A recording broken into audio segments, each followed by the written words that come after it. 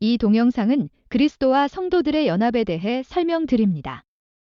그리스도와의 연합이란 성도들이 영적으로 그리스도 안에, 그리고 그리스도가 성도들 각 개인 안에 있어 하나가 되는 것입니다. 크게는 그리스도와 온 성도들이 하나가 되는 것이고, 작게는 그리스도와 각 성도가 하나가 되는 것입니다. 이 연합은 구원의 핵심 진리이고 구원의 모든 과정은 그리스도와의 연합 안에서 이루어지는 것입니다. 즉, 각 성도가 그리스도와 연합하여 하나가 될 때 비로소 구원에 이른 것이고, 그리스도와 연합된 자만이 구원받은 성도로서의 삶을 살아가게 됩니다. 또한 그리스도와 연합한 성도들만 영화를 이루고 예수님 재림 시 부활의 몸으로 부활되어 영원한 삶을 살아가게 됩니다. 따라서 그리스도와의 연합은 구원의 시작부터 구원의 끝까지, 그리고 영원히 지속적으로 역사하게 됩니다. 그런데 분명히 예수님은 부활의 몸으로 승천하셨습니다. 그리고 하나님 보좌 우편에 좌정하고 계시며 예수님의 여러 사역, 즉 우리를 위해 천국의 우리 처소를 마련하시며 또 우리가 바른 길을 가도록 성부 하나님께 중보 기도를 하고 계십니다. 또한 그 부활의 몸으로 다시 이 땅에 재림하실 준비를 하고 계시다가 하나님의 때에 모든 인류를 심판하시기 위해 이 땅에 다시 오십니다. 즉 예수님은 그때까지 이 땅에 오시지도 또 이 땅에 계시지도 않습니다.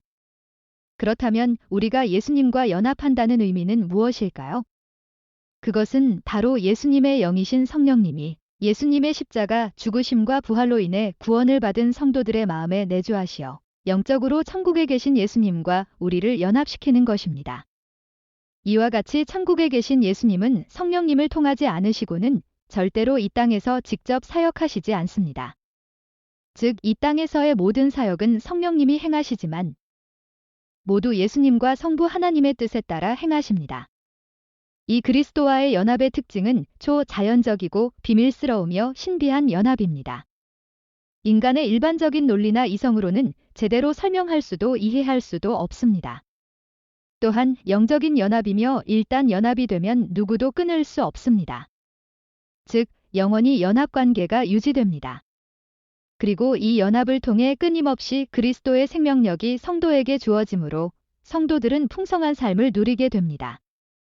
마지막으로 이 연합은 성도가 개인별로 그리스도와 연합되는 개인적 연합임과 동시에 그리스도와 모든 성도들이 연합되는 집단적인 연합입니다. 이런 연합의 특성을 잘 이해하는 것이 연합을 통해 주어지는 하나님의 복을 충만하게 받는 길입니다. 또한 이 연합은 그리스도와 성도 간의 친밀하고 필수적이며 영적인 연합이고, 이 연합에 의해 그리스도는 성도들의 생명, 힘, 복과 구원의 원천이 되십니다. 이 연합을 통해 성도들은 그리스도의 능력으로 구원의 복된 삶을 살아가게 됩니다. 그리스도와 연합은 먼저 연합의 대상이 되는 성도들이 기원전에 하나님으로부터 선택됨으로 시작합니다. 그들이 모두 그리스도와의 연합을 이루는 대상이 됩니다. 그리고 하나님의 때가 이름에 예수님이 이 땅에 오셨고 십자가에 돌아가시고 부활하심으로 구속을 이루셨습니다. 즉, 예수님이 사탄을 이기고 백성들을 그들의 죄에서 구원하실 수 있게 되었습니다. 이를 객관적 성취라고 부릅니다. 대상이 모든 선택된 백성이기 때문입니다.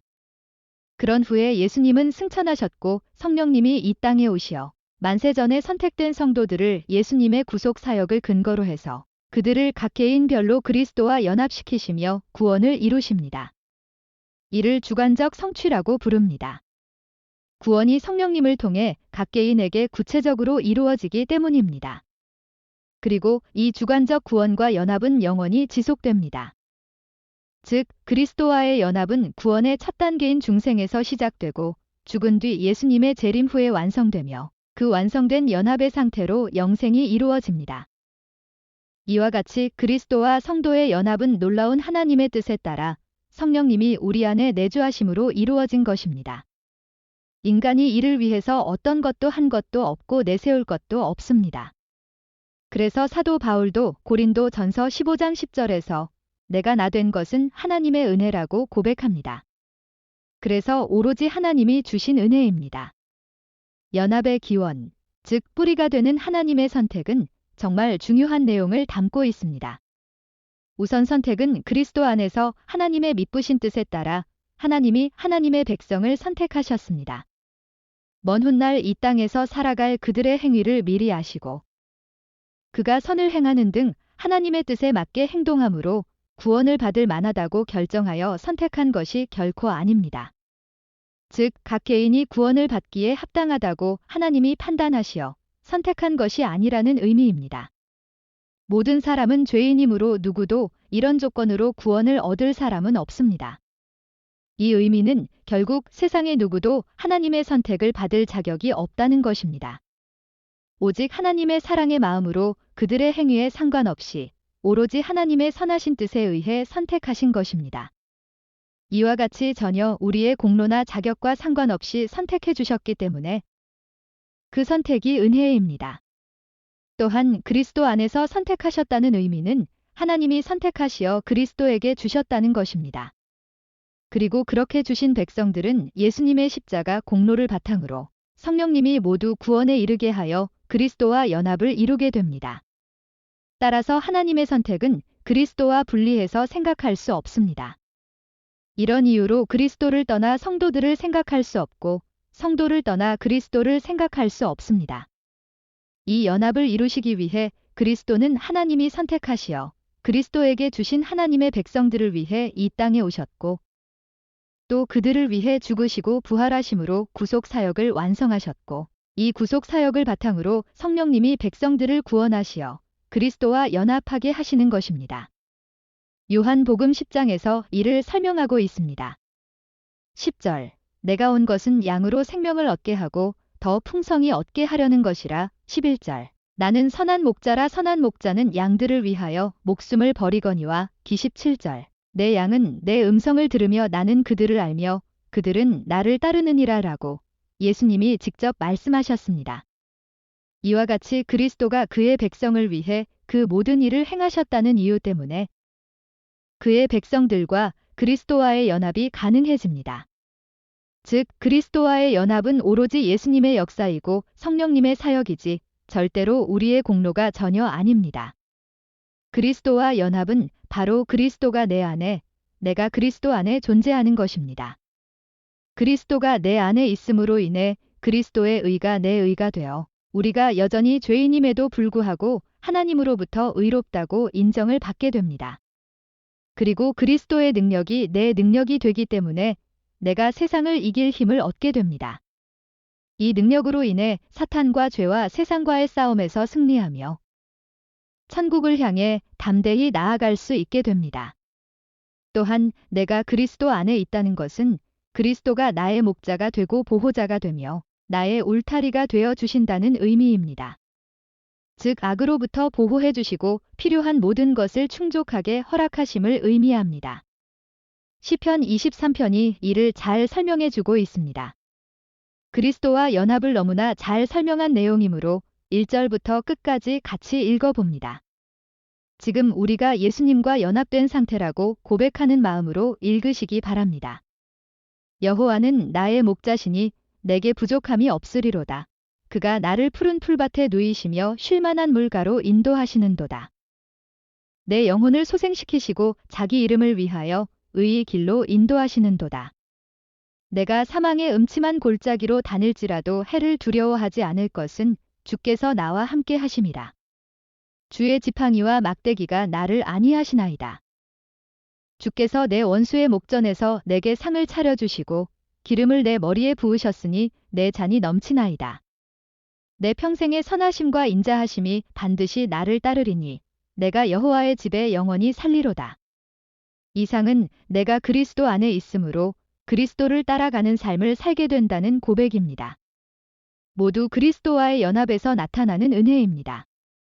실제적으로 그리스도와의 연합을 느끼고 생활에서 경험한 사람만이 고백할 수 있는 내용입니다. 우리의 삶에서도 이런 고백이 쉴 새 없이 표현되어야 합니다. 이 그리스도와의 연합은 구원의 과정에 나타납니다. 구원의 첫 번째 과정인 중생을 통해 처음 연합이 이루어집니다. 오로지 거듭난 영혼만 그리스도와 연합이 가능하기 때문입니다. 그리고 그리스도를 믿는 믿음을 통해 실제적으로 역사하기 시작합니다. 계속해서 이 연합을 통해 그리스도의 의가 성도들에게 전가되어 성도들도 모두 의롭다고 인정됩니다. 이를 칭의라고 부릅니다. 동시에 그리스도의 능력이 성도들에게 임하여 그들 안에 자리 잡고 있는 죄, 그리고 세상에 존재하는 죄와 싸워나가며 실제적으로 그리고 더욱 의롭게 되는 과정인 성화를 이루어 갑니다. 이 성화를 통해 그리스도와 점점 더 닮아가게 됩니다. 그리고 이 연합은 우리의 삶이 끝날 때까지 성령님의 인도하심에 따라 지속됩니다. 우리의 죽음 후에 천국에서도 예수님과의 연합은 지속됩니다. 그러다가 예수님 재림 시 우리의 육체도 부활하게 되므로 이 연합이 완성되어 영원히 계속됩니다. 누구도, 어떤 죄도, 어떤 능력도 그리스도와의 연합을 끊을 수 없습니다. 이와 같이 그리스도와의 연합은 일단 시작되면 영원히 지속되는 것이기에 한번 구원은 영원한 구원이 됩니다. 이 그리스도와의 연합은 구원받은 모든 성도들의 신앙의 근본이 됩니다. 이 연합을 통해 구원이 이루어지고 진행되며 이 연합을 통해 이 땅에서 바른 신앙의 삶을 살 수 있게 됩니다. 그래서 사도 바울은 그의 서신에서 주 안에 혹은 그 안에를 160번 이상 사용할 정도로 강조하였습니다. 그리고 예수님도 이 연합에 대해 예수님은 자신을 포도 나무라고 하시고 제자들을 그 포도 나무에 붙어 있는 가지라고 설명합니다. 가지는 나무에 붙어 있어야 열매를 맺고 가지의 역할을 다합니다. 그리고 가지는 나무에 붙어 있어야 마르지 않는 생명력을 갖고 자라는 것입니다. 만약 가지가 포도 나무에 붙어 있지 않으면 마르고 썩어 불에 던져지게 될 뿐입니다. 우리 모두 하나님의 은혜로 받게 되는 그리스도와의 연합에 대해 깊은 이해를 통해 그 연합에 감사하며 그 연합을 누리며 그 연합을 통해 하나님의 놀라운 사명을 잘 감당하는 여러분이 되시기를 예수님의 이름으로 축원을 드립니다. 이상으로 그리스도와 연합의 동영상을 마칩니다. 이제 다음 시간부터는 구체적인 구원의 과정을 같이 살펴보겠습니다. 많은 기도와 응원을 부탁드립니다.